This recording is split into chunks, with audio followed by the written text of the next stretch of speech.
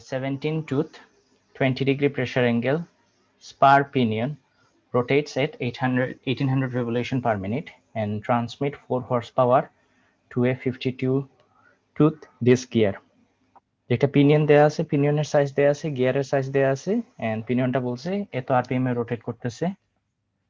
And তারপর গিয়ারের ক্ষেত্রে যে ডায়ামেট্রাল পিচ কত, এটার ভ্যালু, ফেস উইথ এর ভ্যালু দেওয়া আছে। এন্ড ফাইনালি দেখা যায় একটা নতুন আরেকটা term, the quality standard is number 6।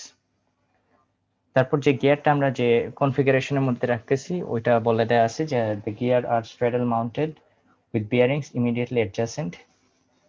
তারপর বলছে যে আমরা গিয়ার আর পিনিয়নের ক্ষেত্রে কি কি ম্যাটেরিয়াল ইউজ করতেছি, ওইটা বলতেছে যে পিনিয়নের ম্যাটেরিয়াল ছিল স্টিল, যেটা ব্রিনাল হার্ডনেস নাম্বার 240।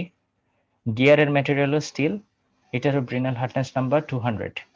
এন্ড আবার স্টিলের অনেকগুলো গ্রেড আছে, এখানে দেখো যে গ্রেডটা বলে দিছে গ্রেড 1 স্টিল, পিনিয়নটাও গ্রেড 1 স্টিল, গিয়ারটা গ্রেড 1 স্টিল। তারপরে এই যে গ্রেড 1 স্টিলের এই যে পয়জনস রেশিও কত, এখানে ডিরেক্টলি বলে দিছে যে পয়জনস রেশিও ইকুয়ালস টু 0.3। তারপর দুইটা নতুন আরেকটা টার্ম দেখো, জেপি আর জে জি। পি ইন্ডিকেট করতেছে পিনিয়ন, জি ইন্ডিকেট করতেছে গিয়ার, এন্ড যেটা কি একটু পরে আসতেছি। তারপর ইয়াংস মডুলাস, যেহেতু স্টিল আমরা দেখছি স্টিলের young modulus always 13 to 10 to the 6 psi, আমরা আগের ম্যাথের চ্যাপ্টারে করে দেখছি আর কি। তারপর এখানে দেখা যায় the loading is smooth because of the motor and the load, যে আমরা ধরো মোটর থেকে যে পাওয়ারটা ট্রান্সমিট করতেছি গিয়ারের মধ্যে, এই পুরোপুরি স্মুথ লোডিং আর কি। অনেক সময় দেখলো যে অনেক সময় অনেক কোয়েশ্চেনে বলে থাকবে যে the loading is heavy বা moderate loading, তো এখানে বলে দিছে লোডিংটা স্মুথ আর কি। তারপর বলে দিছে যে পিনিয়নের লাইফ সাইকেল বলা আছে 10 to the power 8 এন্ড এটার রিলায়েবিলিটি 0.9। তারপর দুইটা ইকুয়েশন দিয়ে দিছে যে for yn equals to something, zn equals to something। তারপর গিয়ারের ক্ষেত্রে যে টুথ, ওটা টুথ প্রোফাইলের কন্ডিশন বলে দিছে যে আনগ্রাউন্ড, এন্ড বলে দিছে আমরা কোন টাইপের ইউজের জন্য গিয়ারটা ইউজ করব, this is a commercially enclosed gear unit, commercially enclosed gear unit. এখন বলছে যে find the factor of safety of the gears in bending, find the factor of safety of gears in wear. তারপর ওই দুইটা factor of safety compare করে বলতে হবে যে কোনটার আগে ফেলিওর হওয়ার পসিবিলিটি আছে আর কি। তো এই জিনিসটা অ্যাপ্রোচ করার জন্য আমরা একেবারে যখন গিয়ার ডিজাইন শুরু করছিলাম, আমরা বলছিলাম যে একটা গিয়ার ডিজাইনটা আমরা কিসের স্ট্রেসের উপর বেসিস করে আমরা গিয়ারের ডিজাইনটা করি আর কি, কোন দুইটা স্ট্রেসের উপরে বলো তো?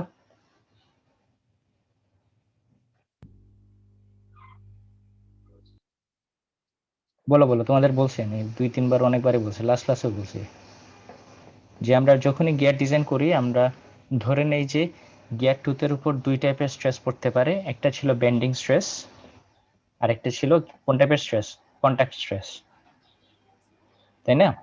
তারপর আমরা লাস্ট ক্লাসে দেখছিলাম যে বেন্ডিং স্ট্রেস আর যদি ইনফাইনাইট লাইফ সাইকেল হয় তখন আমরা কিভাবে এন্ডিউরেন্স স্ট্রেংথ ক্যালকুলেট করে আমরা ডিজাইনটা করছিলাম। তো লাস্ট ক্লাসে যে ম্যাথটা করছিলাম ওইখানে কিন্তু আমরা কন্টাক্ট স্ট্রেস রিলেটেড কিছু বলি নাই আর কি। আমরা বলছিলাম যে জাস্ট গিয়ারটাকে বেন্ডিংটা যদি রেজিস্ট করতে চাই তাহলে আমরা কতটুকু কোন ম্যাটেরিয়াল ইউজ করতে পারি বা এই টাইপের এটার ফ্যাক্টর অফ সেফটি কেমন হওয়া লাগবে আর কি। তো নর্মালি একটা গিয়ার ডিজাইন অ্যাপ্রোচ করতে গেলে একেবারে পুরোপুরি যদি একটা গিয়ার ডিজাইন করতে চাই, অ্যাকচুয়াল গিয়ার ডিজাইন আর কি, আমরা লাস্ট ক্লাসে যে জিনিসটা রিভিউ করছিলাম আমরা মেইনলি গিয়ার ডিজাইনটা রিভিউ করে নেই। আমরা লাস্ট ক্লাসে যে জিনিসটা রিভিউ করছি, কোন কোন জিনিস রিভিউ করছি আমরা, mainly chapter 6 failures resulting from variable loading, এই জিনিসগুলো রিভিউ করছি আর কি। নর্মালি ওই ম্যাথটা আমি করাইতাম না, তোমরা যেহেতু বলছিলে এই জন্য আমি দেখাই দিয়েছিলাম যে এইভাবে আমরা ওই আগের চ্যাপ্টার ক্যালকুলেশন গুলো করতে পারি আর কি। এখন আমরা অ্যাকচুয়ালি এজিএম এ স্পেসিফাইড যে ডিজাইন ক্রাইটেরিয়া বা ডিজাইন প্রসিজিওর আছে এই জিনিসটা নিয়ে তোমাদের সাথে ডিসকাস করবো আর কি। তো এটার জন্য আর কি তোমাদের বইয়ের মধ্যে দেখবা যে দুইটা চার্ট দেয়া আছে, যে স্পার্ক গিয়ার বেন্ডিং আর স্পার্ক গিয়ার ওয়্যার। আমরা মেইনলি এই দুইটা চার্ট ফলো করে আর কি ডিজাইনগুলো করবো আর কি। এই দুইটা চার্ট যদি কমপ্লিটলি ফলো করতে পারো তাহলে তুমি যে কোনো স্পার্ক গিয়ারই ডিজাইন করতে পারবে, যে কোনো কন্ডিশনে আসুক। And the question is how. তো আমি স্লাইডটা বন্ধ করে দিই, এখানে সলিউশন দিলাম না কারণ ওই বইয়ের মধ্যে আমরা অনেকবার ঘাটাঘাটি করা লাগে আর কি। তো যাদের সামনে বই আছে বের করে রাখো আর কি, হার্ড কপি, আর না থাকলে তো এই লেকচারটাই ফলো করো আর কি। তো আমি বইটা শেয়ার করি আবার।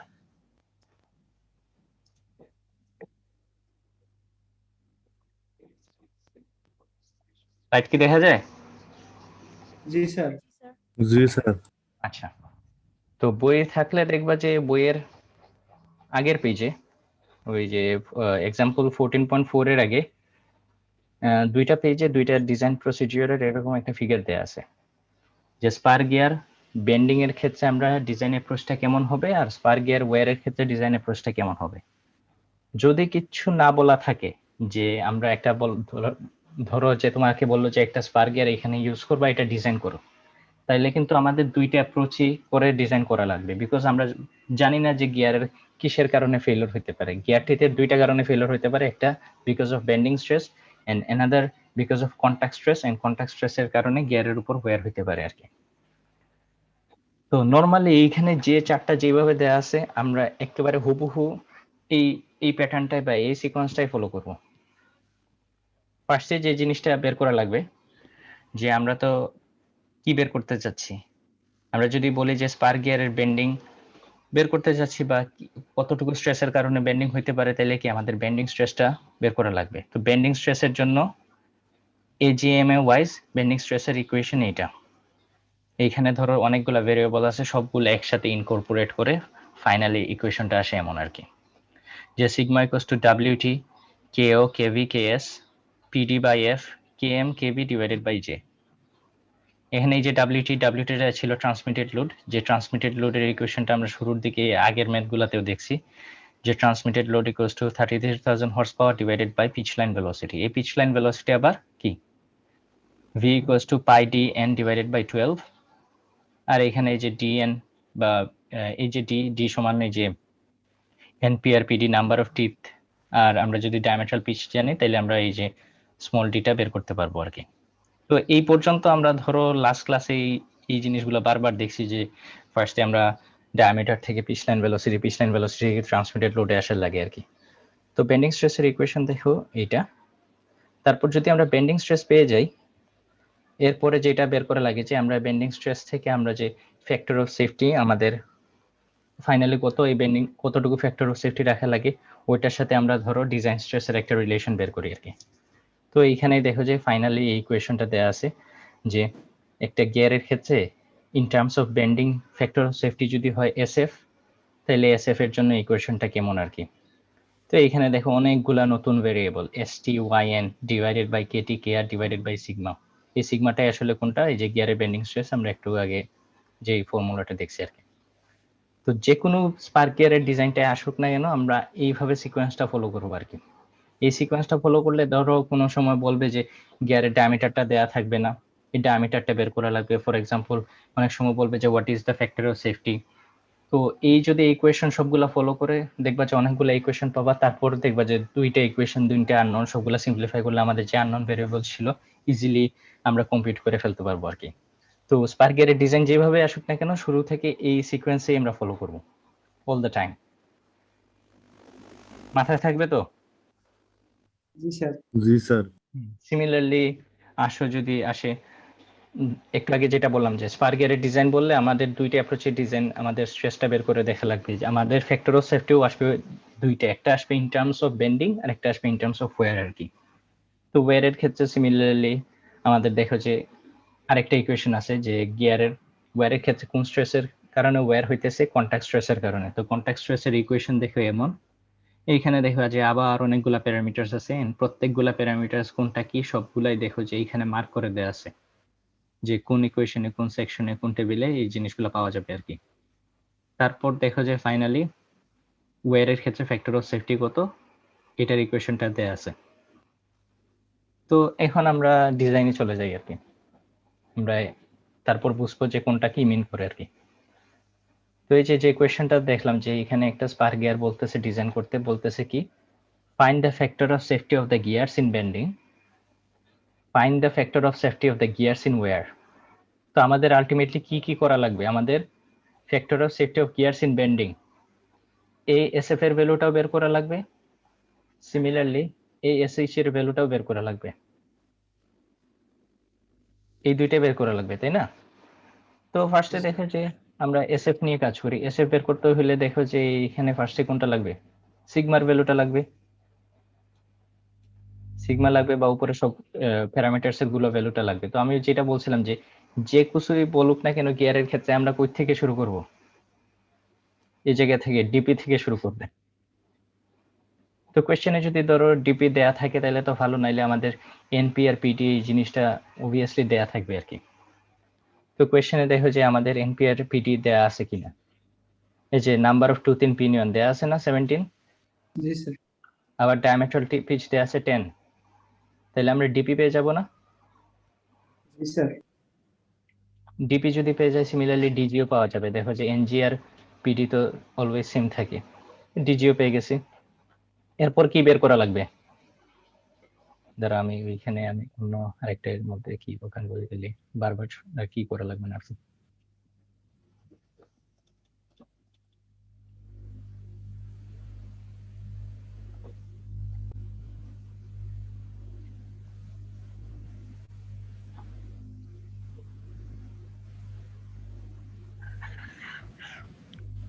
ডিপি বের করার পর কি বের করা লাগবে? পিচ লাইন ভেলোসিটি, তাই না? v equals to pi dp into n divided by 12। এখান দেখা যে এই ডিপিটা তো মাত্র আমরা বের করছি, এখানে 12 দিয়ে কেন ডিভাইড করা লাগবে? কারণ এই ফর্মুলা সবসময় ইউজ করা হয়েছে velocity in feet per minute, তাই না? আর এই যে n is the number of revolution. কোয়েশ্চেনে খেয়াল করে দেখবা যে নাম্বার অফ রেভলিউশন কোয়েশ্চেনে দেওয়া আছে 1800 রেভলিউশন। তাহলে পিচ লাইন ভেলোসিটিটা পেয়ে যাব। পিচ লাইন ভেলোসিটির পরে আমাদের কি বের করা লাগবে? এখানে দেখো ট্রান্সমিটেড লোড, তাই না? ডিজিটা কেমনে আসলো স্যার? ডিজি মানে কি? NG by PT. এখান থেকে এনজি কোয়েশ্চেনে দেয়া আছে। এটা আপাতত লাগতেছে না আর কি, আমরা বের করে ওরা বের করে রেখে দিছি, এটা পরে আসতে পারে আর কি। তোমরা জাস্ট ডিপি বের করে ফেলবা, এটা যদি দরকার নাই এটা বাদ দেবে আর কি। ওই এনজি বাই পিটি আর কি সেম। এরপর দেখো যে কি বের করছে, ট্রান্সমিটেড লোড। তো ট্রান্সমিটেড লোডের ক্ষেত্রে আমাদের কি লাগবে? হর্স পাওয়ারটা লাগবে। কোয়েশ্চেনে দেখো যে হর্স পাওয়ারও দেওয়া আছে, transmit force horse power. Horse power বসায় দিলে ট্রান্সমিটেড লোডটা চলে আসলো। এই পর্যন্ত দেখো যে আমরা পেয়ে গেছি। এখন আমরা এই সিগমাটা বের করব, মানে বেন্ডিং গিয়ার বেন্ডিং স্ট্রেসটা বের করব। তো গিয়ার বেন্ডিং স্ট্রেস বের করতে দেখো যে কি কি লাগতেছে। ট্রান্সমিটেড লোড আমরা মাত্র পাইছি, তারপর লাগতেছে এই যে KO, KV, KS, PD by F, KM, KB আর জে। কোয়েশ্চেনে জাস্ট দেয়া আছে পিডির ভ্যালু দেয়া আছে, আর ফেস উইথ এর ভ্যালুটা কোয়েশ্চেনে দেয়া আছে, আর কোনো কিছু কোয়েশ্চেনে দেয়া নাই। খেয়াল করে দেখবে যে এই যে ফেস উইথ এর ভ্যালু দেয়া আছে কত, 1.5, আর পিটি দেয়া আছে 10, আর কোনো কিছু কোয়েশ্চেনে দেয়া নাই। আর প্রবাবলি এই যে জে এর ভ্যালু দেয়া আছে আর কি, এই যে একটু আগে দেখো এখানে জে এর ভ্যালু দেয়া আছে, আর ম্যাক্সিমাম ভ্যালু কোয়েশ্চেনে দেয়া নেই। তো আমরা একটা জায়গা থেকে শুরু করি। ডাব্লিউটিটা পাইছি, এরপর কি দরকার লাগবে আমাদের? কেও। তো কেওর জন্য এটা দেখো যে এই যে এই চার্টের নিচে চলে আসবা। কেওকে বলা হয় ওভারলোড ফ্যাক্টরস, মানে আমরা কোন টাইপের লোড দিতেছি, বা ধরো যে আমরা মেশিন থেকে বা যে ড্রাইভার থেকে আমরা গিয়ারে যে লোডটা ট্রান্সমিট করতেছি ওইটার উপর ডিপেন্ড করে কেওর ভ্যালুটা ডিপেন্ড করে আর কি। যদি ধরো যদি আমাদের পাওয়ার সোর্স হয় হেভি বা মিডিয়াম, তখন আমাদের ড্রাইভিং মেশিন বা লোড ফ্যাক্টরটা কেমন হবে এই জিনিসটা কি কোয়েশ্চেনে বলে দেয়া থাকবে, যে আমরা যে পাওয়ার সোর্সটা কেমন ছিল বা আমরা যে গিয়ারে ট্রান্সমিট করতেছি ওইটার উপর কি পরিমাণ ভাইব্রেশন বা কোন টাইপের শক ক্রিয়েট করতেছে। তো কোয়েশ্চেনে দেখো তো এই রিলেটেড কিছু দেয়া আছে কিনা। কোয়েশ্চেনে দেখবে যে একটা লাইন দেয়া আছে যে এইখানে the loading is smooth because of the motor and the load. তো বলছে কোয়েশ্চেনে smooth loading for both motor and load. এইখানে দেখবা যে পাওয়ার সোর্স আর ড্রাইভার মেশিনের একটা কি দেয়া আছে, টেবিল দেয়া আছে। তো যদি হয় এখানে বলছে যে driver machine, motor and load দুইটাই কি স্মুথ, স্মুথ বা ইউনিফর্ম, তাই না? তো পাওয়ার সোর্সও আমাদের ক্ষেত্রে ইউনিফর্ম, ড্রাইভার মেশিনের ক্ষেত্রেও লোডটা কেমন পড়তেছে, ইউনিফর্ম। তাহলে আমরা কোন ভ্যালুটা নিব? এই দুইটা যেখানে কোন ভ্যালুতে? 1 এ, এক্স্যাক্টলি। তো এখান থেকে দেখো যে আমরা ফার্স্টে কে এর ভ্যালুটা পেয়ে গেছি। এখন কি দরকার হবে আমাদের? কেভি, তাই না? এন্ড কেভির ভ্যালু, এন্ড কেভির ভ্যালু কই পাবো? এইখানে দেখো যে ইন্ডিকেট করেই দিছে যে পেজ নাম্বার 748। এই পেজ নাম্বার ম্যান্ডেটরি না, আমাদের ইকুয়েশন নাম্বার দেখতে হবে, কারণ এক এক বইতে এডিশন এক এক রকম আর কি। তো ইকুয়েশন নাম্বার দেখো যে 14.27, তো আমরা 14.27 চলে যাই।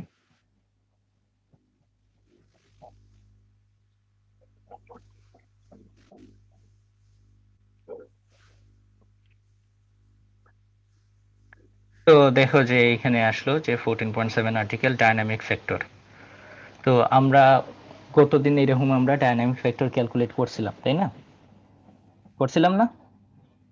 তো দেখছিলাম যে ডাইনামিক ফ্যাক্টরের জন্য আবার কমার্শিয়ালি কাট গিয়ারের ক্ষেত্রে একরকম বা অন্য টাইপের গিয়ারের ক্ষেত্রে একরকম। তো ওই অ্যাপ্রোচটা ছিল যে ধরো এজিএমএ সার্টিফাইড না আর কি, এটা ধরো অনেক ওল্ড একটা approach. And to be honest, আমরা যে গত বছর পর্যন্ত মেশিন ডিজাইনিং যেভাবে গিয়ার ডিজাইনিং করছি আমাদের ডিপার্টমেন্টে, আমরা ওই যে পুরোনো অ্যাপ্রোচ ধরে করতাম আর কি। আমরা এই এজিএমএ স্ট্যান্ডার্ড অ্যাপ্রোচটা কখনো করি নাই। ইভেন আমিও যখন ধরো স্টুডেন্ট ছিলাম তখন আমরা ওই পুরোনো অ্যাপ্রোচে করতাম আর কি। তো এটাই হচ্ছে most modern and most advanced আর কি। তো একটু আগে দেখো যে আমরা গত দিনও দেখছি কেভির জন্য 4টা ফর্মুলা ছিল, এইখানে দেখো যে জাস্ট একটা ফর্মুলাই আর কি, সব গিয়ারের ক্ষেত্রে একটা ফর্মুলা ইউজ করে আমরা ডাইনামিক লোড ফ্যাক্টরটা বের করতে পারি আর কি। তো ডাইনামিক ফ্যাক্টর আর লোড ফ্যাক্টরের ক্ষেত্রে দুইটা ফর্মুলা আছে, if velocity V is in metre per second and if V is in feet per minute. তো আমরা তো ফিট পার মিনিটে এই সব কিছু নিতেছি, তো আমাদের এই ফর্মুলাটা ইউজ করা লাগবে। এখানে দেখো কেভি সমান আছে A plus root over V divided by A to the power B. এই যে ভি, এই ভিটা আমরা বের করছি না একটু আগে, পিচ লাইন ভেলোসিটি বের করছি। তো আমাদের এখানে দেখো যে কি লাগবে, capital A and capital B, এই দুইটা ভ্যালু দরকার হবে আর কি। তো capital A and capital B এই দুইটা কিভাবে ক্যালকুলেট করা যায়, এই দুইটা কনস্ট্যান্ট, যে এখানে বি ডিপেন্ড করে কিউবি এর উপর। And what is the value of QB? QB হইল যে এজিএম এ নর্মালি গিয়ারের ক্ষেত্রে কিছু set of quality numbers determine করে রাখছে আর কি, যে আমরা যদি গিয়ারটা হয় কমার্শিয়ালি লোডেড গিয়ার, এটার ক্ষেত্রে কিউ এর ভ্যালু 3 to 7।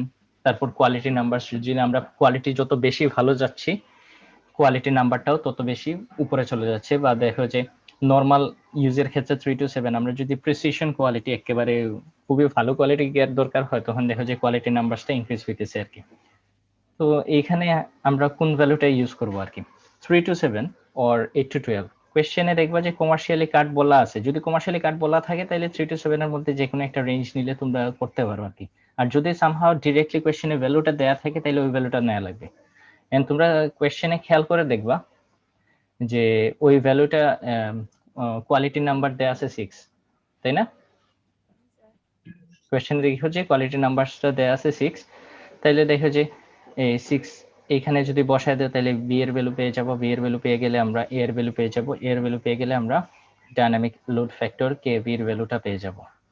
তো এখানে দেখো যে আমরা ডাইনামিক ফ্যাক্টর কেভিটাও পেয়ে গেছি। এরপর কি আছে, কেএস সাইজ ফ্যাক্টর, তাই না? তো এইখানে দেখো যে এটা সেকশন 1410, আবার এটার ভ্যালু ধরছে 1। আচ্ছা, সেকশন 1410 আমরা চলে যাই, দেখি কেন 1 ধরছে।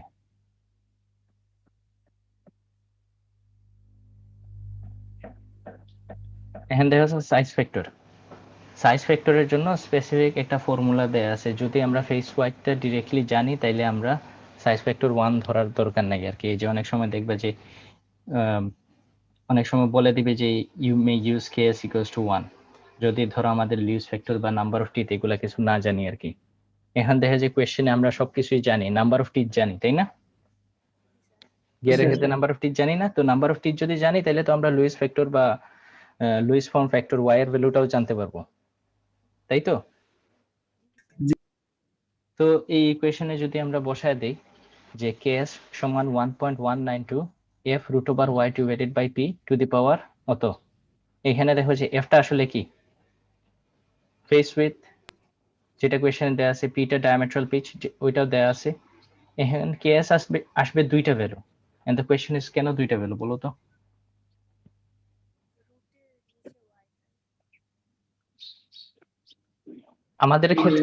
আমাদের এখানে গিয়ার কয়টা?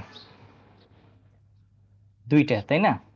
তো আমরা তো ফার্স্টেই বলতে পারবো না যে ফেইলিওর কোনটাই আগে হবে, বলতে পারবো? তো আমাদের দুইটা গিয়ারের ক্ষেত্রে আমাদের ডিজাইন ক্রাইটেরিয়া বা বেন্ডিং স্ট্রেসটাই বের করা লাগবে, বুঝছো? এই যে আমরা বেন্ডিং স্ট্রেস বের করতেছি, আমাদের বেন্ডিং স্ট্রেসের ভ্যালু আসবে দুইটা, one is for gear and another one is for pinion.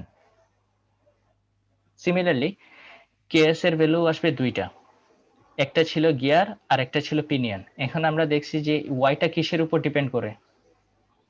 টিথের উপর। টিথের উপরে। এন্ড পিনিয়নের নাম্বার অফ টিথটাও কোয়েশ্চেনে দেয়া আছে, তাই না?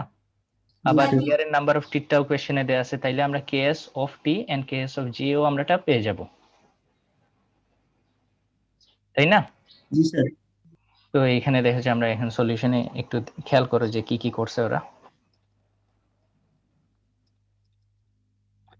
যে এই যে ডিপি ট্রান্সমিটেড লোড পেয়ে গেছে, ট্রান্সমিটেড লোডের পরে এই যে ডাইনামিক লোড ফ্যাক্টরটা পেয়ে গেছে। এন্ড কেন বের করছি দুইটা, কারণ আমরা গিয়ার সবসময় ডিজাইন করার সময় তোমরা সবসময় মাথায় রাখবা যে গিয়ার কখনোই সিঙ্গেল ডিজাইন করা হয় না আর কি। আমাদের অবভিয়াসলি পিনিয়নও ডিজাইন করতে হবে এন্ড গিয়ারটাও ডিজাইন করতে হবে, মানে in pairs, we have to design in pairs. So এই যে KS of pinion and KS of গিয়ারটাও পেয়ে গেছি আর কি। তারপর দেখো যে KS of pinion KS of গিয়ারের পরে আর কি লাগবে, পিডি তো কোয়েশ্চেনে দেয়া আছে, এফটাও কোয়েশ্চেনে দেয়া আছে, যেটাও কোয়েশ্চেনে দেয়া আছে। যে কয়টা থাকবে?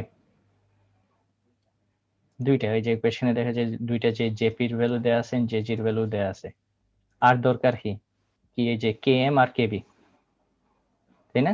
এই দুইটা যদি পেয়ে যাই তাহলে আমরা বেন্ডিং স্ট্রেস ইকুয়েশন বা বেন্ডিং স্ট্রেস কয়টা পাবো বলো তো? দুইটা, one is for gear and pinion. তো আমাদের বেন্ডিং স্ট্রেসের দুইটা ভ্যালু পাবো আর কি।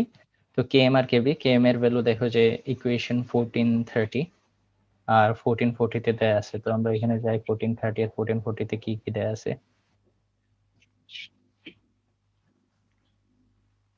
বেশি চলে গেছে, 1430 and 1440।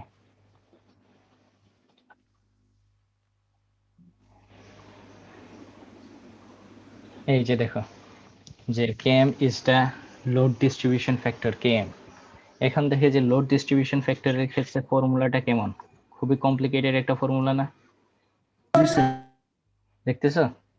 এখন দেখে যে km বের করতে হইলে আমাদের আবার অন্য একটা দুইটা তিনটা চারটা পাঁচটা আবার কনস্ট্যান্ট নতুন করে বের করা লাগবে আর কি, যেগুলাকে বলা হয় এই যে ফেস লোড ফ্যাক্টরস। যে আমরা লোডগুলা কিভাবে অ্যাপ্লাই করতেছি ওইটার উপর ডিপেন্ড করতেছে, বা আমরা ফেস ওয়াইজ যেটা সিলেক্ট করতেছি ওইটার কারণে কি আমাদের এখানে লোড ডিস্ট্রিবিউশনে কোনো চেঞ্জ আসতেছে কি না আর কি। তো এইখানে দেখা যায় আবার পাঁচটা কনস্ট্যান্ট, একটা দুইটা তিনটা চারটা পাঁচটা আর কি।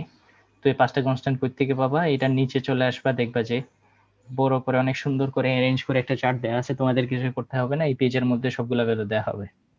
যে ফার্স্টে আসো সিএমসি, এখানে দেখো সিএমসি, সিএমসি এর ভ্যালু দেওয়া আছে।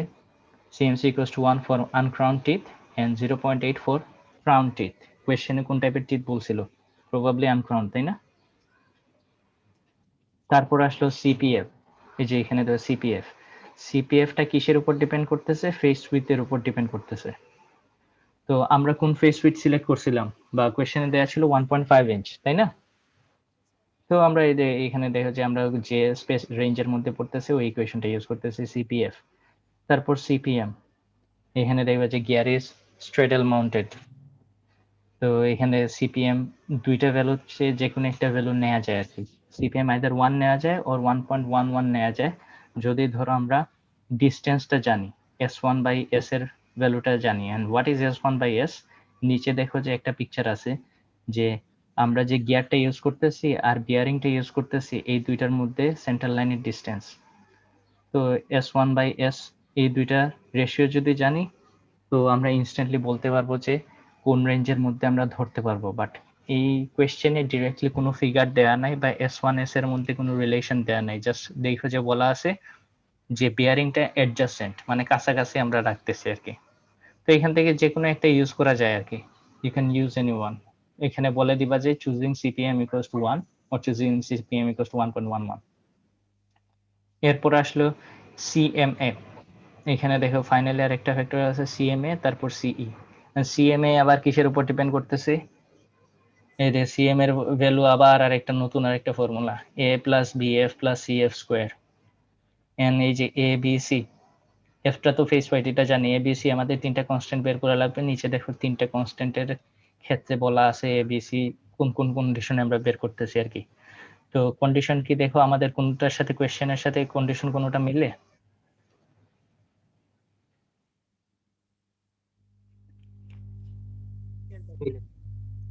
আমরা কোয়েশ্চেনে বলছিল যে দেখো লাস্ট লাইনে কমার্শিয়াল গিয়ারের ক্ষেত্রে আমরা ডিজাইন করতেছি কমার্শিয়াল ক্লিয়ার এনক্লোজড ইউনিট, তাই না? জি স্যার। হ্যাঁ, তো কমার্শিয়াল গিয়ার এনক্লোজড ইউনিটের ক্ষেত্রে এ বি সি এর ভ্যালু দেওয়া আছে, এখানে সাবস্টিটিউট করে ফেলবা, এফ এর ভ্যালু বসায় দিবা, সি এম এর ভ্যালু চলে আসবে আর কি। তারপর সিই, তো সি সব ক্ষেত্রে সবসময় সি এর ভ্যালু 1, অনলি ওয়ান কেস যদি ধরো আমরা গিয়ারটা অ্যাসেম্বলি একটা ল্যাপের উপরে বসায় দিই আর কি।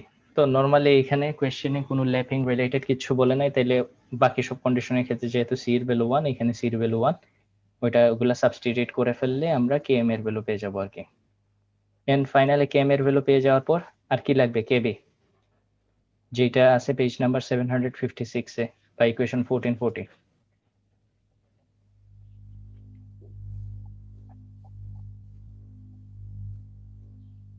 ইকুয়েশন 1440, এখন দেখো যে কেবির ভ্যালু দুইটা ইকুয়েশন আছে, either it is 1 or 1.6 ln 2.242 divided by mb। তো কেভির ভ্যালু যে একটা প্যারামিটারের উপর ডিপেন্ড করতেছে বা একটা কনস্ট্যান্টের উপর ডিপেন্ড করতেছে, যেটাকে বলা হয় ব্যাকআপ রেশিও বা এমবি। তো ব্যাকআপ রেশিও এমবি আসলে এটা কি, যেটা মেইনলি টুথ প্রোফাইলের উপর ডিপেন্ড করে আর কি, রিম থিকনেসের উপরে। আমরা যে গিয়ারটা ডিজাইন করতেছি ওইটার রিম থিকনেসটা কেমন, এইখানে দেখো যে যদি ফিগারটা খেয়াল করো যে টুথ প্রোফাইলের টুথের যদি হাইট হয় এইচটি এন্ড রিম থিকনেস যদি হয় টিআর, তাহলে MB equals to TR by HT. এই এমবির রেঞ্জ থেকে আমরা নর্মালি কেবের রেঞ্জটা চুজ করি আর কি। তো এইখানে আরেকটা সমস্যা হয়েছে যে এইখানে কোয়েশ্চেনে স্পেসিফাই করে বলে নাই যে আমরা যে রিমটা ইউজ করতেছি এই রিমের থিকনেসটা কত আর কি। তো রিম থিকনেস দেয়া না থাকলে এখন কি করবা? ইটস আপ টু ইউ আর কি, কোনটা চুজ করে নিবে। ধরো যদি এই ফর্মুলাটাই চুজ করতে চাও তাহলে তোমার এমবির ভ্যালু একটা ধরে নেওয়া লাগবে আর কি। তো এমবির ভ্যালু ধরে নিতে হলে এখানে দেখো যে এমবির ভ্যালু অনেক হইতে পারে 1.22345 এইভাবে তুমি একটা ধরে নিবা। আর সবচেয়ে বেটার হয় কিছু ধরে নেওয়ার দরকার নেই, ডাইরেক্ট কেবি ইকুয়ালস টু 1 ধরে নিবা, যেহেতু এখানে এমবির ভ্যালু কিছু দেয়া নাই। এখন দেখা যায় তোমাদের শুরুর দিকে বলছিলাম যে মেশিন ডিজাইনে এক এক স্টুডেন্ট বা তোমরা যখন ডিজাইন করতে যাবে এক একজনের ম্যাথের ভ্যালু এক এক রকম আসবে। এটা আসতেই পারে যে এখানে দেখে যে আমার রিম থিকনেস একটা ধরে নিলাম, ধরে নিয়ে আমি ম্যাথটা করলাম, আর অন্যজন অন্যভাবে ধরে নিলে এই ম্যাথটা করলো, হবে অবভিয়াসলি হবে। তুমি যদি দেখাইতে পারো যে এটার ক্ষেত্রে কখনোই ফেলিওর হইতেছে না বা ফ্যাক্টর অফ সেফটি মোর দেন 1, তাইলে কি আমার ডিজাইনটা ওকে। কারণ এখানে আমরা ইনিশিয়ালি ডিজাইন করতেছি, এখানে কোনো কিছু টেস্ট করতেছি না যে এই ডিজাইনটাকে ঠিক আছে কিনা না। এইখানে তুমি টিআর এর ভ্যালু আমার ইচ্ছা মতো ধরো 2-3ও বসাই দিতে পারি। তো ওইভাবে তো গিয়ার তো অবভিয়াসলি ম্যানুফ্যাকচার করা যাবে আর কি, ওইটার তো অবভিয়াসলি একটা স্ট্রেংথ থাকবে। ওইটা যদি স্ট্রেংথ আমাদের স্পেসিফাইড লিমিটে থাকে তাহলে কি আমাদের ওই ডিজাইনটাও ঠিক আছে আর কি। আমরা যদি বাকি সব ধরো ডাইমেনশন ওইভাবে আমাদের মতো কি করতে চাই আর কি, আমাদের যদি কোনো রেস্ট্রিকশনস না দেওয়া থাকে আর কি।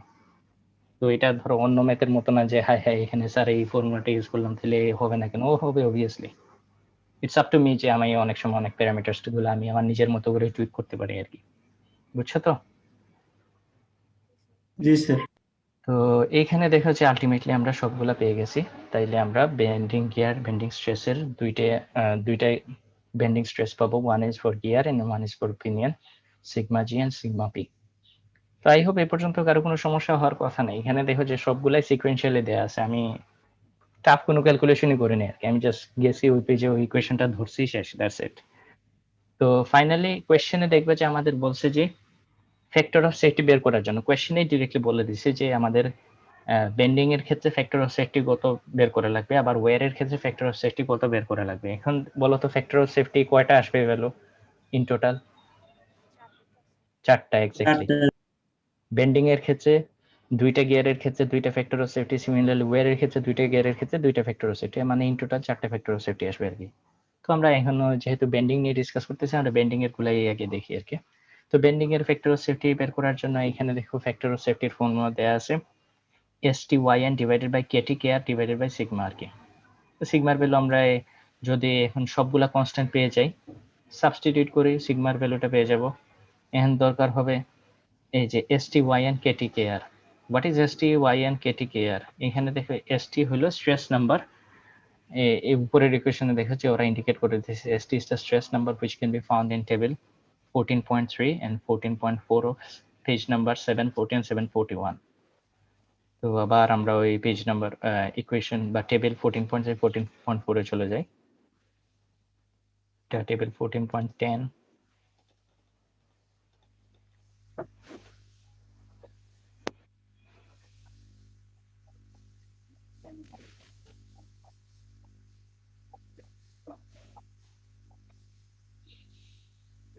এখানে দেখো যে অনেকগুলা টেবিল আছে, যে repeatedly applied bending stress at 10 to the power 7 cycles and reliability, এটা স্পেসিফিক্যালি একটা টেবিল বলে দিছে। তারপর এখানে দেখো allowable bending stress numbers for nitriding steel gears, তারপরে এখানে দেখো যে allowable bending stress numbers for nitrided hardened steels R allowable bending stress for hardened steels। তো এখানে কোয়েশ্চেনে একটু আগে আমি যেটা বলছিলাম যে আমরা দুইটা গিয়ারের ক্ষেত্রে ম্যাটেরিয়ালটা দেয়া আছে এন্ড বলা ছিল যে দুইটা গিয়ারের ক্ষেত্রেই কি ছিল স্টিল ইউজ করতেছে, তারপরে একটা গ্রেড নাম্বার বলে দেয়া ছিল, তাই না?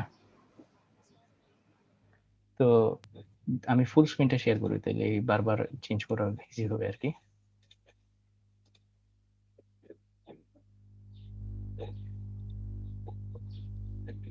পিডিএফটা কি দেখা যায়? পাওয়ার পয়েন্টটা দেখতেছো? জি স্যার। Okay great. তো এখানে দেখো যে the pinion is grade 1 steel with hardness number, Brinell hardness number 240 and through hardened core. Similarly গিয়ারের ক্ষেত্রে Brinell hardness number দেয়া আছে 200। তো তোমরা এখানে একটা দেখবা যে ফিগার নাম্বার 14.2 এই যে স্ট্রেংথ ইকুয়েশনের ক্ষেত্রে যে allowable bending stress number ST, ST এর সাথে Brinell hardness এর একটা রিলেশন আছে। তো এইখানে দেখবা যে আলটিমেটলি একটা দুইটা ট্রেন্ড লাইন দেয়া আছে, one is for grade 1 steel, another one is for grade 2 steel। তো এখান থেকে কোনটা নিব আমরা? অবভিয়াসলি আমরা কোনটা নিব? গ্রেড 1। Grade 1 steel. তো গ্রেড 1 স্টিলের ক্ষেত্রে এসটি বের করার জন্য আমাদের যেটা লাগবে যে ব্রিনেল হার্ডনেস নাম্বারটা লাগবে, তাই না? স্যার দেওয়া আছে কোশ্চেন। কোয়েশ্চেনে দেখা যায় দুইটা ম্যাটেরিয়ালের ক্ষেত্রে ব্রিনেল হার্ডনেস নাম্বার দেয়া আছে, তাইলে আমরা one is for pinion and one is for gear, দুইটার ক্ষেত্রে এসটিটা পেয়ে যাবো আর কি। স্যার এটা তো স্যার কোর হার্ডনেস স্যার 14.2 এ স্যার ব্রিনার হার্ডনেস কই 14.2? এই স্যার এটাতে সরি আমি ওই গ্রাফটা কি করতেছি আর কি। Exactly, thank you. তো এখানে দেখা যাচ্ছে দুইটা ফর্মুলা আছে আর কি, গ্রেড 1 গ্রেড 2 ব্রিনেল হার্ডনেস। তো ব্রিনেল হার্ডনেসের ওই যদি আমরা রেঞ্জটা জানি, তো এখানে দেখো যে আমরা এই ইকুয়েশনটা ইউজ করতেছি। তো এই ইকুয়েশনটা সাবস্টিটিউট করে ফেললে ওইখান থেকে আমরা দুইটা হার্ডনেসের ভ্যালু পাবো আর কি। তো এখান থেকে এসটি পেয়ে গেছি, সিগমা পেয়ে গেছি, ওয়াইএন কেটি কেআর। তো ওয়াইএন এর ভ্যালু আবার দেখো যে ফিগার 14.4 পেজ নাম্বার 755 এখানে আছে, ফিগার 14.4 পেজ নাম্বার 755। এখন দেখো যে 14.4 পেজ নাম্বার 750 কোনটায় বলছে? 755 ধরো 14.4 এইখানে ওয়াইএন তো ওইভাবে দেয়া নেই, দাঁড়াও এটা অন্য আরেকটা আর্টিকেল, এখানে মনে হয় ভুল ইন্ডিকেট করে দিছে আর কি। এখন যেটা হয়েছে যে আমাদের কোয়েশ্চেনে দেখবা যে ওয়াইএন এর ভ্যালু ডিরেক্টলি দেয়া আছে। কোয়েশ্চেনটা দেখতেছো? জি স্যার। এখানে দেখো যে ওয়াইএন এর ইকুয়েশনটা ডিরেক্টলি দেয়া আছে, যদি দেয়া না থাকে তাহলে বইয়ের মধ্যে একটা আর্টিকেলে আছে দ্বারা ওয়াইএন, এখানে নিচে একটা আছে যে ফ্যাক্টরস ওয়াইজে,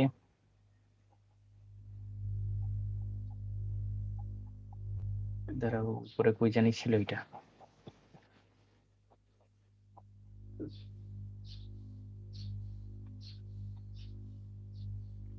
স্যার 14.14 আছে স্যার। আচ্ছা 14.14 তাই না? তাহলে আমি 14.4 পড়তেছি, এই জন্য খুঁজে পাচ্ছি না আর কি।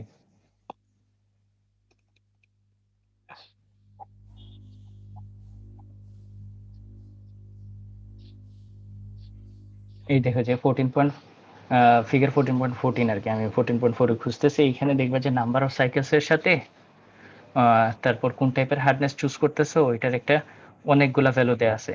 তো কোয়েশ্চেনে অনেক সময় দেয়া থাকবে যে আমরা এই টাইপের স্টিলের ক্ষেত্রে বা এই টাইপের ম্যাটেরিয়ালের ক্ষেত্রে হার্ডনেস এত, আর টোটাল নাম্বার অফ সাইকেলস এত, এটার ক্ষেত্রে ওয়াইএন এর ভ্যালু কত আসবে, এরকম দেখবা যে অনেকগুলো ভ্যালু দেওয়া আছে আর কি। তো এটা আমাদের স্পেসিফাইড কন্ডিশন অনুযায়ী আমরা চুজ করতে পারবো। কোয়েশ্চেনে ডিরেক্টলি ইন্ডিকেট করেই দিছে যে ওয়াইএন ইকুয়ালস টু, দেখতেছো ওয়াইএন এর ভ্যালু এত এন্ড জেড এন এর ভ্যালু এত আর কি। তো ওয়াইএন এর ভ্যালু এখন কিসের উপর ডিপেন্ড করতেছে, এই যে এন এর ভ্যালুর উপর ডিপেন্ড করতেছে। এই এনটা আসলে কি, this N is the number of cycles. এখন দেখো যে কোয়েশ্চেনে পিনিয়নের ক্ষেত্রে দেওয়া আছে number of cycles equals to 10⁸8। তাহলে আমরা দেখো যে ওয়াইএন অফ পিনিয়ন ইজিলি পেয়ে যাব। এন্ড ওয়াইএন অফ গিয়ার বের করার জন্য আমাদের কি বের করা লাগবে, কোন এনটা বের করা লাগবে? Number of cycles for what? Gear. Obviously গিয়ারটা বের করা লাগবে। তো নাম্বার অফ সাইকেলস অফ গিয়ারটা বের করার জন্য আমরা সিম্পল একটা ওই যে গিয়ার রেশিওটা যদি জানি তাহলে আমরা easily number of cycles for গিয়ারটা বের করতে পারবো। গিয়ার রেশিও বা একটা গিয়ারের ক্ষেত্রে ভেলোসিটি রেশিও কিভাবে ডিটারমিন করে জানো তো? গিয়ার রেশিও জানো না কিভাবে করে? এটা লাস্ট সেমিস্টারে করে আসছো। সিম্পলি যদি আমরা গিয়ারের নাম্বার অফ টিকটা জানি, দুইটার রেশিওটা নিলেই তো আমরা বলতে পারবো যে গিয়ারের রেশিও তো বা স্পিড রেশিও, তাই না? জি স্যার। তো এখানে দেখো যে এটা করছে যে আলটিমেটলি যে স্পিড রেশিওটা আমরা সিম্পলি এনজি বাই এনপি, মানে number of teeth of the gear divided by number of teeth of the pinion যদি আমরা জানি তাহলে আমরা ইজিলি গিয়ার রেশিওটা পেয়ে যাবো 3.059।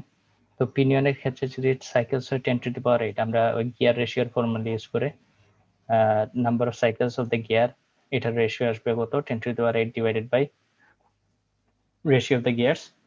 তো এভাবে দেখে যে ওয়াইএনটাও যদি পেয়ে যায়, সিমিলারলি ওয়াইএন জিওটা পেয়ে যাব, যেটার ক্ষেত্রে দুইটা ভ্যালু সাবস্টিটিউট করে দিবা, number of cycles of the গিয়ারের ক্ষেত্রে এটা সাবস্টিটিউট করে দিলে YN of P and YN of G পেয়ে যাবো আর কি। তো আলটিমেটলি দেখো যে এইখানে আর কি কি বের বাকি আছে, ওয়াইএনটাও পেয়ে গেছে। তারপর এই যে কেটি, এটা ছিল টেম্পারেচার ফ্যাক্টর। তো আমরা লাস্ট দিনও দেখছি যে কোয়েশ্চেনে যদি বলে যে স্পেসিফাইড কোনো টেম্পারেচার বা এই টেম্পারেচারের কারণে এটার উপরে ক্রিপ ফেইলিওর হয়ে যাচ্ছে, তাইলে আমরা দেখছিলাম যে চ্যাপ্টার 6 অনুযায়ী আমরা টেম্পারেচার রেঞ্জ অনুযায়ী আবার স্ট্রেসের ইকুয়েশনটাও চেঞ্জ হয়ে যাইতো, তাই না? জি স্যার।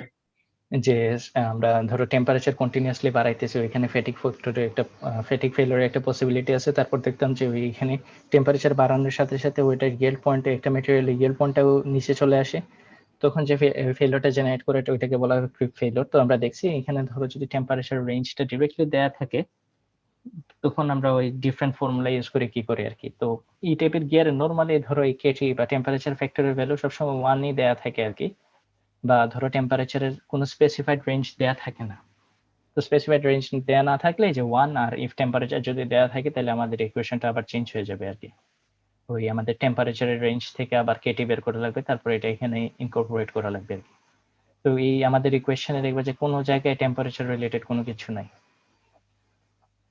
তো its value equals to 1 and finally equals to kr, যেটা আছে ইকুয়েশন 1410, ইকুয়েশন 1438, 1443, 39, 1438, 1438 এর পরে এখানে দেখো যে একটা টেবিল দেয়া আছে, যে আমরা যদি রিলায়েবিলিটিটা জানি তাহলে আমরা কেয়ারটা বের করতে পারবো আর কি। অনেক সময় আছে রিলায়েবিলিটি রেঞ্জটা দেয়া থাকবে বা রিলায়েবিলিটির ভ্যালুটা দেয়া থাকবে, ওইটার থেকে আমরা এখান থেকে ইন্টারপোলেট করে কেয়ারের ভ্যালুটা বের করতে পারি আর কি। তো আমাদের কোয়েশ্চেনে দেখবো যে রিলায়েবিলিটির ভ্যালুটাও দেয়া আছে 0.9। তো ডিরেক্টলি যেহেতু দেয়া আছে আমরা টেবিল থেকে 0.9 এর করসপন্ডিং কেয়ারের ভ্যালু আসলো কত, 0.85। তো এটা আমরা জেনে গেছি।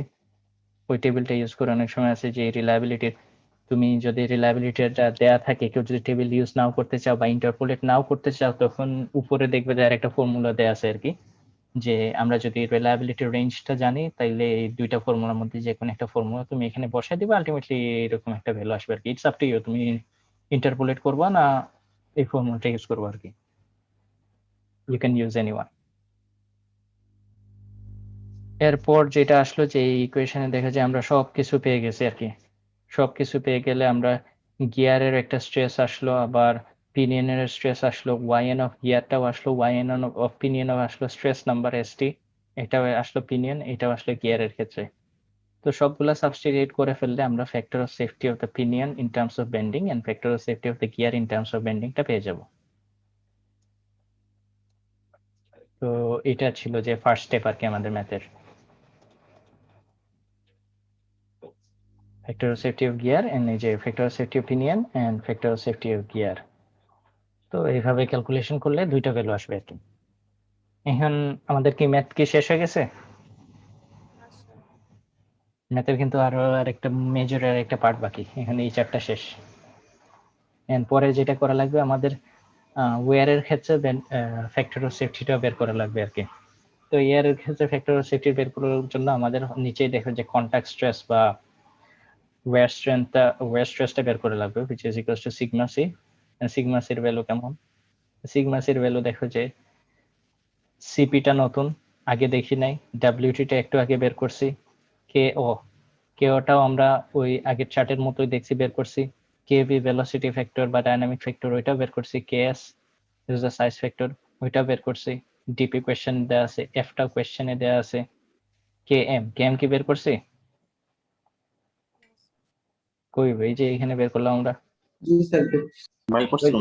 ডিফারেন্ট কন্ডিশন থেকে অনেক লম্বা একটা ফর্মুলা ছিল না, এই যে সিএনসিপি এইটা। তো আলটিমেটলি দেখো যে এখানে ম্যাক্সিমাম জিনিসই আমরা বের করে ফেলছি আর কি, এখানে আমাদের ম্যাথটা অনেক ইজি হয়ে গেছে আর কি। আলটিমেটলি লাগবে এখানে সিএফ, আই আর সিপি, এই তিনটা ভ্যালু যদি আমরা বের করতে পারি তাইলে আমরা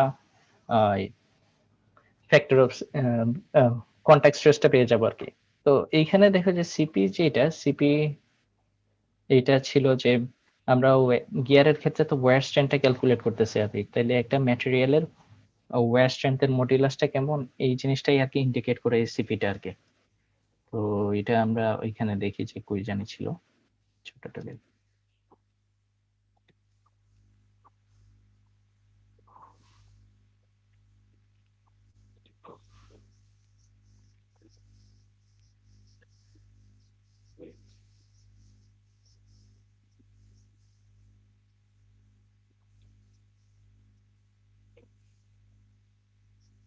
পেজ নাম্বার ইকুয়েশন 14-13।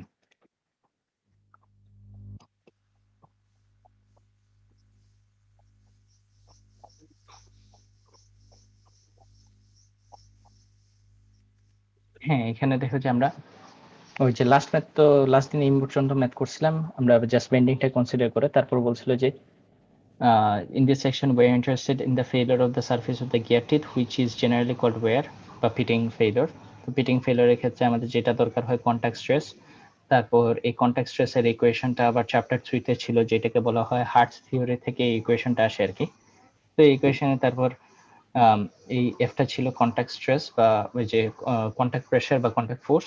এখানে দেখা যায় এর ছিল যে আমরা দুইটা সিলিন্ডার যদি এক পাশে রেখে একটা আরেকটার উপর রোল করে তাহলে কি পরিমাণ কন্ট্রাক্ট স্ট্রেস সারফেসে ডেভেলপ করবে, এটার ইকুয়েশনটা এটা। এখানে একটা স্মল একটা বি ছিল যেটাকে বলা হয়তো হাফ উইথ। এই হাফ উইথটা ছিল যে ম্যাটেরিয়ালের ক্যারেক্টারিস্টিক্স এর উপর ডিপেন্ড করে, প্লাস এই যে আমরা যে সিলিন্ডার গুলো ইউজ করতেছি দুইটা সিলিন্ডার ওইটার উপর ডায়ামিটারের উপর ডিপেন্ড করে আর কি। তো এটাকে ফার্দার ক্যালকুলেশন করে সিম্পলিফাই করে পরে যে ফর্মুলাটা ছিল যে এই যে হাফ উইথের ফর্মুলা, এখানে দেখো যে অনেকগুলো কনস্ট্যান্ট ছিল বা ম্যাটেরিয়ালের প্রপার্টি, এগুলাকে আবার ফার্দার ক্যালকুলেশন করে গিয়ারের ক্ষেত্রে এখানে মডিফাই করে এখানে পরে একটা কনস্ট্যান্ট চলে আসে যেটাকে বলা হয় ইলাস্টিক কোএফিশিয়েন্ট সিপি। এখন দেখা যায় ইলাস্টিক কোএফিশিয়েন্ট সিপি বের করতে এই স্ট্রেসটা এখানে যে ওয়্যার স্ট্রেন্থ বা পিটিং ফেলিওর এটা কি কারণে হচ্ছে? দুইটা গিয়ারের টিথের কন্ট্যাক্টের কারণে হচ্ছে, তাই না? জি স্যার। তো কন্ট্যাক্টের কারণে হচ্ছে, তাইলে এখানে ম্যাটেরিয়ালটা আসলে কয়টা? দুইটা different material, one is for পিনিয়নের একটা ম্যাটেরিয়াল, গিয়ারের ক্ষেত্রে আরেকটা ম্যাটেরিয়াল। তো প্রত্যেকটা ম্যাটেরিয়ালের আমরা দেখছি যে মডুলাস অফ ইলাস্টিসিটি ডিফারেন্ট। যদি সেম ম্যাটেরিয়াল হয় তাহলে তো সেম আসবে। তারপরে এখানে দেখো যে উপরে ছিল নিউ পি বা নিউ জি, এগুলো ছিল আমরা ওই যে আগের চ্যাপ্টার গুলোতেও দেখছি, এগুলো ছিল ওই যে চ্যাপ্টার 3 যখন পড়ছিলাম এগুলো ছিল পয়সনস রেশিও আর কি। তো আমরা যদি ম্যাটেরিয়ালের ক্ষেত্রে এই জিনিসগুলো জানি যে পজন্স রেশিও মডুলাস অফ ইলাস্টিসিটি, আমরা ইজিলি সিপি এর ভ্যালু বের করতে পারবো আর কি। অর অল্টারনেটিভলি এই ফর্মুলাটাও ইউজ করা যায়। অর এখানে যেটা করা আছে, এখানে আর একটা টেবিল আছে, টেবিল থেকেও আমরা চাইলে ডাটাগুলো নিতে পারি। টেবিল 14.8, তোমাদের আমি দুইটা অ্যাপ্রোচে দেখে দিতেছি আর কি, তোমাদের যেটা ইচ্ছা ওইটা করতে পারবো আর কি। তারপর দেখো যে টেবিল 14.8,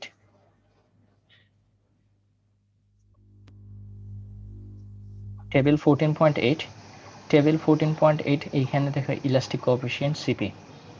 তো আমরা একটু আগে বলছি যে সিপি ইলাস্টিক কোএফিসিয়েন্টে কয়টা ম্যাটেরিয়ালের উপর ডিপেন্ড করে গিয়ার ডিজাইনের ক্ষেত্রে? দুইটা ম্যাটেরিয়াল।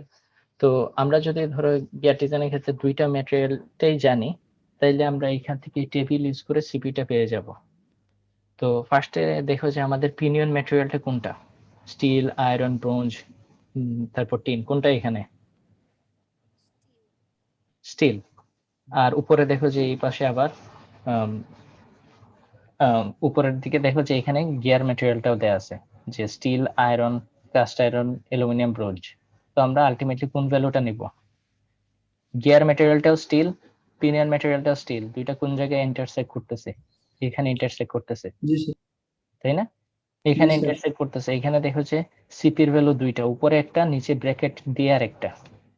এখন কোনটা কি ইন্ডিকেট করতেছে? এখানে যদি খেয়াল করো যে pinion modulus of elasticity EP, ব্র্যাকেটের মধ্যে যেটা দেওয়া এটা ইন টার্মস অফ মেগাপাস্কেল, আর ব্র্যাকেট ছাড়া যেটা দেওয়া এটা পিএসআই তে দেওয়া। তো আমরা এজ ইউজুয়াল এখান থেকে পিএসআই এর ভ্যালুটা নিব, যেটার ভ্যালু আসলো 2300, মানে 2300। তো এখান থেকে সিপির ভ্যালুটা পেয়ে গেছি। তারপর দরকার হবে সিএফ আর আই। সিএফ আর আই এখানে আবার কই থেকে পাবো? কি ম্যাথ কি খুব টাফ মনে হচ্ছে নাকি? অনেক বড় স্যার। আরে এটা টাফ কিচ্ছু না আর কি, এটা একটু লেন্দি আর কি। বাট এই ধরো এই চার্ট অনুযায়ী আমরা যদি অ্যাপ্রোচ করি, যে কোনো টাইপের গিয়ার তুমি ধরো এখন কোনো মেশিন বানাচ্ছো, বা এই ধরো যদি তোমাদের প্রজেক্টে কোনো সময় কোনো পাওয়ার ট্রান্সমিশন দরকার হয়, গিয়ার ডিজাইন হয়, এই ঘুরে ফিরে এই অ্যাপ্রোচটাই আর কি। তো সিএফ এর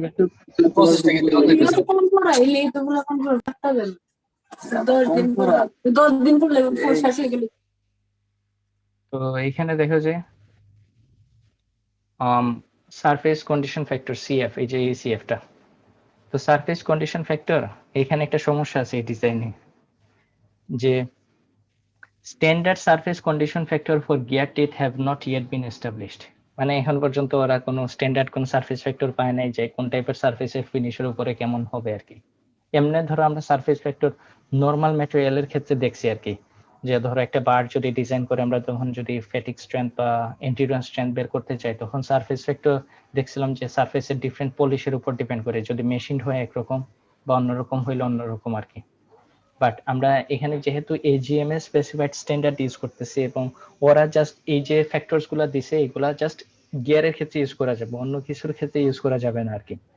আর আমরা লাস্ট দিন যে অ্যাপ্রোচটা দেখছিলাম, এটা ওভারঅল যে কোনো টাইপের ম্যাটেরিয়ালের ক্ষেত্রে, বা নট অনলি ফর গিয়ার, যে কোনো টাইপের ম্যাটেরিয়ালের ক্ষেত্রে এন্ডুরেন্স স্ট্রেংথ কিভাবে ক্যালকুলেট করা যায়, বা ধরো ম্যাটেরিয়ালের ক্ষেত্রে ইনফাইনাইট লাইফ ফ্যাক্টর যদি আমরা চুজ করি কিভাবে অ্যাপ্রোচ করব, ওইভাবে ছিল আর কি।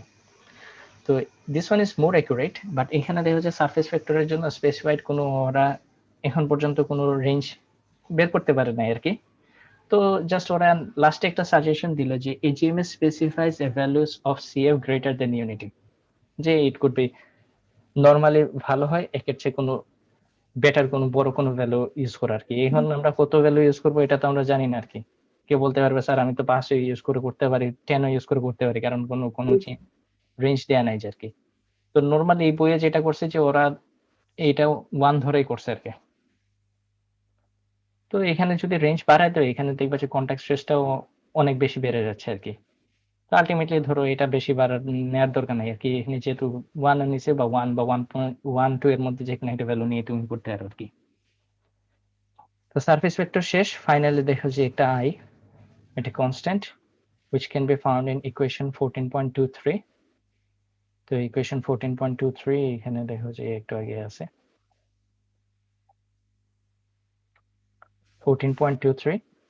এখানে দেখো যে দুইটা ইকুয়েশন আছে, one is for external gears and another one is for internal gears. তো কোয়েশ্চেনে একটা লাস্টে খেয়াল করে দেখবা যে this is a commercially enclosed gear unit, but কোন টাইপের গিয়ার, এক্সটার্নাল গিয়ার বা ইন্টারনাল গিয়ার কিছু বলা দেয়া নাই, যেটা যে ইন্টারনাল কম্পোনেন্টে ইউজ করব বা এক্সটার্নাল কোনো কম্পোনেন্টে ইউজ করব, এই টাইপের কোনো কিছু দেয়া নাই আর কি। তো যেহেতু কিছু দেয়া নাই, you can use any one of them, you're free to use. তো এখানে ইউজ করতে গেলে এখানে দেখো যে আয়ের ভ্যালু দুইটা আছে, তুমি এখানে কন্ডিশনে বলে দিবা বাই চুজিং এক্সটার্নাল গিয়ার্স বা বাই চুজিং ইন্টারনাল গিয়ার্স। এখানে বইয়ে দেখবা যে ফার্স্টে ওরা এক্সটার্নাল গিয়ার্স ধরেই করছে আর কি। তো এইখানে দেখা যায় cos phi t and sin phi t, এই phi t আসলে কি বলো তো? প্রেসার অ্যাঙ্গেল, তাই না? জি স্যার। তো আমরা এই বইয়ে যেটা বলছিলাম যে এই বইয়ে ধরো যতগুলা গিয়ার ডিজাইন করা হয়েছে স্পার গিয়ারের ক্ষেত্রে সবগুলোর ক্ষেত্রে প্রেসার অ্যাঙ্গেল ধরা হয়েছে কত ডিগ্রি? 20 ডিগ্রি। 20 ডিগ্রি, বা এখানে কোয়েশ্চেনের শুরুতে দেখেছে প্রেসার অ্যাঙ্গেল 20 ডিগ্রি। নরমালি আরেকটা অ্যাপ্রোচও করা যায় আর কি, 14.5 ডিগ্রি প্রেসার অ্যাঙ্গেলে, ওইটা ধরো আরেকটা অ্যাপ্রোচ আর কি। তো নরমালি এই বইয়ে যেহেতু জাস্ট আর যতগুলো ফর্মুলা আছে সবগুলো ডেভেলপমেন্ট হয়েছে in terms of 20 degree pressure angle. আমরা যে ওই যে লুইস ফর্ম ফ্যাক্টর, ওই ভ্যালুটাও আসছে in terms of 20 degree pressure angle. যদি অ্যাঙ্গেলটা চেঞ্জ হয়ে যায় বা ডেপটা চেঞ্জ হয়ে যায়, তাহলে ওখানে লুইস ফর্ম ফ্যাক্টরের জন্য আরেকটা টেবিল ইউজ করে লাগতো আর কি, যেটা এই বইয়ে নাই। তো এখানে প্রেসার অ্যাঙ্গেল আমরা 20 ডিগ্রি পেয়ে গেছি, সাবস্টিটিউট করে ফেললে mg is the velocity ratio বা গিয়ার রেশিও, যেটা একটু আগে বের করছি আমরা, এটাও এখানে সাবস্টিটিউট করে ফেললাম। এখানে আসলে divided by 2mn, and what is the value of mn? mn equals to 1 force per gears. এখন ধরো যদি বলে যে জাস্ট ফর হেলিক্যাল গিয়ার্স আমরা ডিজাইন করব, তখন কি করা লাগবে? mn এর ভ্যালু কই থেকে পাবো? mn এর ভ্যালু পাওয়ার জন্য উপরে আরেকটা ফর্মুলা আছে ইন টার্মস অফ mn এর সাথে pn এর একটা রিলেশন। তো pn এর রিলেশনের ক্ষেত্রে আবার দেখো z এর একটা গ্রাফ থাকে, যেটা ভ্যালু এইভাবে এখান থেকে গ্রাফ ইউজ করে আমাদের নেওয়া লাগে আর কি। তো এটা যদি নেক্সট দিন এই ডিজাইন থাকে, আমরা নেক্সট দিন এটা দেখবো যে হেলিক্যাল গিয়ার্সের ক্ষেত্রে আমরা কি করবো আর কি। আপাতত দেখা যাচ্ছে স্পার গিয়ারের ক্ষেত্রে mn এর ভ্যালু 1, আর এখানে তো অ্যাঙ্গেলের ভ্যালু গুলা জানি, cos 20 sin 20 ডিভাইডেড বাই 2, এইগুলা সাবস্টিটিউট করে ফেললে আমরা i এর ভ্যালুটা পেয়ে যাব। তো এখানে দেখো যে ইকুয়েশনের মধ্যে সবগুলা পেয়ে গেছি, তাইলে gear contact stress for pinion and gear contact stress for gear, এই দুইটা পেয়ে যাবো আর কি। এন্ড ফাইনালি যেটা করা লাগবে যে ওয়্যার ফ্যাক্টর অফ সেফটি, এই যে wear factor of safety sigma C, এই জিনিসটা তো আমরা একটু আগে বের করছি। তারপর কেটি কেআর, কেটি কেআর কি বের করছি? টেম্পারেচার ফ্যাক্টর আর রিলায়েবিলিটি ফ্যাক্টর, জি স্যার। এই যে উপরে দেখো আমরা কেটি কেআর অলরেডি পেয়ে গেছি। তারপর এসসি, জেডএন এন্ড সিএইচ, এখন এই ভ্যালুগুলো কই থেকে পাবো? এই যে জেডএন, জেডএন এর ভ্যালু দেখো যে কোশ্চেনে ফর্মুলাটাই দেয়া আছে। তো জেডএন আবার দুইটা আসবে, one is for pinion and one is for gear. এই এনটা আবার number of cycles, pinion number of cycles দেয়া আছে, তো গিয়ারের নাম্বার অফ সাইকেলস একটু আগে যেটা পাইছি আর কি, 10⁸ ডিভাইডেড বাই ভেলোসিটি রেশিও, এগুলা সাবস্টিটিউট করলে জেডএন এর ভ্যালু চলে আসে আর কি। এখানে আসলো এসসি আর সিএইচ, এই যে এসসি এটা দেয়া আছে টেবিল 14.6 এন্ড 14.7, তো টেবিল 14.6 এন্ড 14.7 এ চলে যাবা।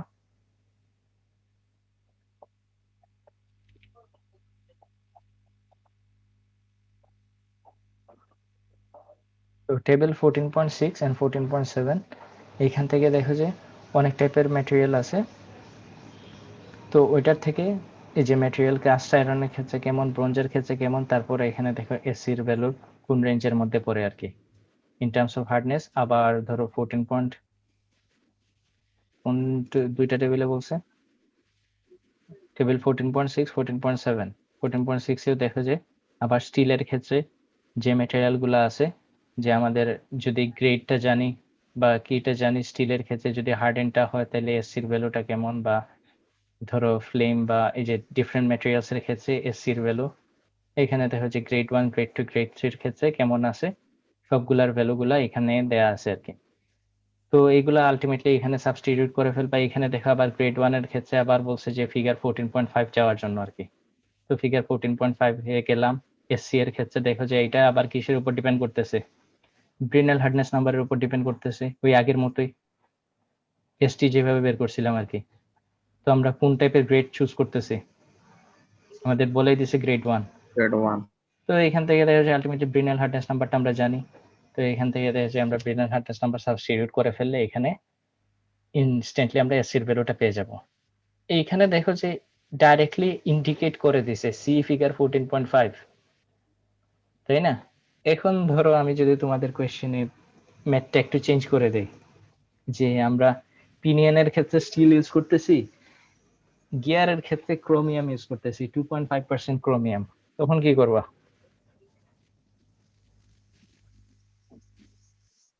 196 তখন যেটা করা লাগবে যে এই গ্রেড অনুযায়ী আমাদের এইভাবে ডিরেক্টলি যে ভ্যালুটা দেওয়া আছে ওই ভ্যালু ইউজ করে আর কি। আর এইখানে যে ম্যাটেরিয়ালটা দেওয়া আছে, নর্মালি গিয়ার গুলা বানানো হয় এই ম্যাটেরিয়াল দিয়ে আর কি। এই ম্যাটেরিয়াল থেকে ধরো নর্মালি যে ম্যাটেরিয়াল গুলা দেওয়া আছে এই ম্যাটেরিয়াল নর্মালি সব টাইপের গিয়ার এই টাইপের ম্যাটেরিয়াল ফলো করে বানানো হয় আর কি। তো এখানে দেখা যাচ্ছে যদি সামহাও ম্যাটেরিয়ালটা চেঞ্জ হয়ে যায় আর কি, তো এটা মাথায় রাখবা যে স্যার আমি তো পড়ছি স্টিলের জন্য, এখন তো স্যার যদি অন্যটা দিয়ে দেয় তাহলে তো সমস্যা হয়ে যাবে আর কি। তো এইভাবে খেয়াল করবো আর কি যে কোনটার ক্ষেত্রে কেমন। তো এখানে দেখা যায় আলটিমেটলি এইভাবে আমরা কি করে বের করতে পারি আর কি।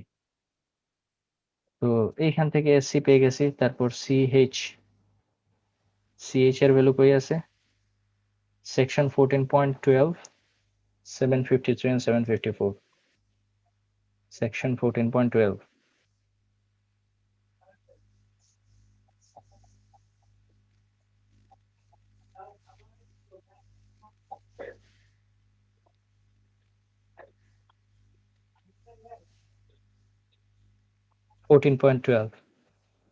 আসছো?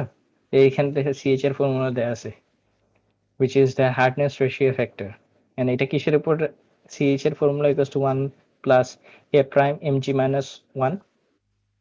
এমজি তো জানি যে ভেলোসিটি রেশিও বা গিয়ার রেশিও, যেটা আমরা বের করছি এ প্রাইম। এ প্রাইমটা কোনটা ইউজ করব? এখন দেখা যায় এ প্রাইমের জন্য নিচে আর একটা বড় একটা ফর্মুলা দেওয়া আছে, দেখছো? জি স্যার। তো এটা এ প্রাইম কিসের উপর ডিপেন্ড করতেছে? Brinell hardness number of the pinion and Brinell hardness number of the gear. তো পিনিয়নের ছিল কত? 240 আর গিয়ারের ছিল 200, যেটাকে যদি ডিভাইড করো আসে ভ্যালু আসে 1.2। তো এখানে যদি 1.2টা সাবস্টিটিউট করে ফেলো এ প্রাইমটা পেয়ে যাবে, এ প্রাইম পেয়ে গেলে আবার সিএইচ এর ভ্যালুটা পেয়ে যাবে। এইখানে দেখো যে এ প্রাইমটা আসলে ডিপেন্ড করতেছে এই দুইটা হার্ডনেসের রেশিওর উপর। তো এই যে স্পেসিফিক্যালি এই ফর্মুলাটা হইল when এইচপি বাই এইচজি এই দুইটার রেশিও যদি 1.2 থেকে 1.7 এই রেঞ্জের মধ্যে। সো অনেক সময় হইতে পারে যে যদি ধরো দুইটার রেশিও সমান হয়, এইচপি বাই এইচজি দুইটা ইকুয়ালস টু 1 হয়, তখন যেটা হবে যে তখন এইখানে দেখা যায় আলটিমেটলি আমাদের এই অ্যাপ্রোচটা ইউজ করা লাগবে যে it is less than 1.2, so A prime equals to 0, এই পুরোটা ভ্যালু 0 চলে আসবে, তখন আসবে সিএইচ ইকুয়ালস টু 1। আর যদি ধরো এইচপি ডিভাইড বাই জি 1.7 এর চেয়ে বেশি চলে আসে তাহলে ডিরেক্টলি দেখে যে এখানে এ প্রাইমের ভ্যালুটা দেওয়া আছে ওইটা এখানে বসায় দিবা, তাহলে সিএইচ এর ভ্যালু চলে আসবে আর কি। তো তারপর যেটা করা লাগবে এখানে দেখো সবগুলো আমরা পেয়ে গেছি, তাইলে ফ্যাক্টর অফ সেফটি আবার দুইটা আসবে, wear factor of safety of pinion and wear factor of safety of gear. এখন দেখো আমরা যেটা কি ম্যাথ কি শেষ? ম্যাথ শেষ হয়ে গেছে মেইনলি। এই যে দেখো আলটিমেটলি এটাও শেষ এটাও শেষ, এন্ড ফাইনালি বলতেছে যে কোনটার ক্ষেত্রে ফেইলিওর আগে পসিবিলিটি হওয়ার কোন কোন কন্ডিশনের ক্ষেত্রে ফেইলিওরটা পসিবিলিটি আগে হবে আর কি, বা কোনটা আগে ফেল করতে পারে। কি বললা বুঝিনি, কিছু বলছো? এই যে by examining the factor of safety identify the threat to each of the gears to the mesh. তো আমরা চারটা ফ্যাক্টর অফ সেফটি পেয়ে গেছি, এখানে দেখা যায় চারটা factor of safety: factor of safety of bending for pinion, factor of safety of bending for gear, তারপর wear factor of safety for pinion, wear factor of safety of gear. তো চারটা factor of safety পেয়ে গেছে আর কি। তো দেখো যে গিয়ারের ক্ষেত্রে দুইটা ফ্যাক্টর অফ সেফটি আর পিনিয়নের ক্ষেত্রে দুইটা ফ্যাক্টর অফ সেফটি। এখানে যেটা করছে যে আমরা গিয়ারের ক্ষেত্রে ডিজাইনের ক্ষেত্রে normal factor of safety in terms of ওয়্যারটাকে সবসময় স্কোয়ার করে নিয়ে তারপর কম্পেয়ার করা হয়। and y স্কয়ার করে নিয়ে কম্পেয়ার করা হয়, এটার এক্সপ্লেনেশন তুমি দেখবে যে কই জানি আগের মেথড পরে আছে আর কি, ইলাস্টিক কোএফিসিয়েন্টের পরে এখানে দেখবে যে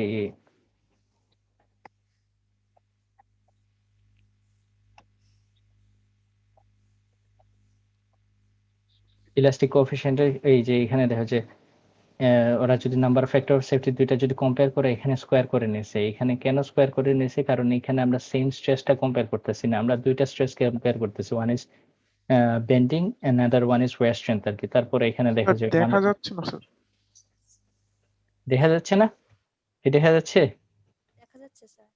আচ্ছা, তো পরে এখানে দেখবা যে ওই যে ওইখানে এক্সপ্লেনেশন দেওয়া আছে, one has the burden of recurring a square number of items that is incomparable and can be compared আর কি। তো নরমালি আমি যেটা অ্যাপ্রোচটা বলে দেই যে আমরা পিনিয়নের ক্ষেত্রে দুইটা ফ্যাক্টর অফ সেফটি পাইছি, একটা ছিল বেন্ডিং এর ক্ষেত্রে আর একটা ওয়্যারের ক্ষেত্রে। তো ওয়্যারের ক্ষেত্রে যে ফ্যাক্টর অফ সেফটিটা পাবা ওইটাকে স্কোয়ার করে দিব। তো বেন্ডিং এর ক্ষেত্রে আমরা পাইছিলাম 5.73 আর ওয়্যারের ক্ষেত্রে পাইছিলাম 1.69, এটাকে স্কোয়ার করে দিবা।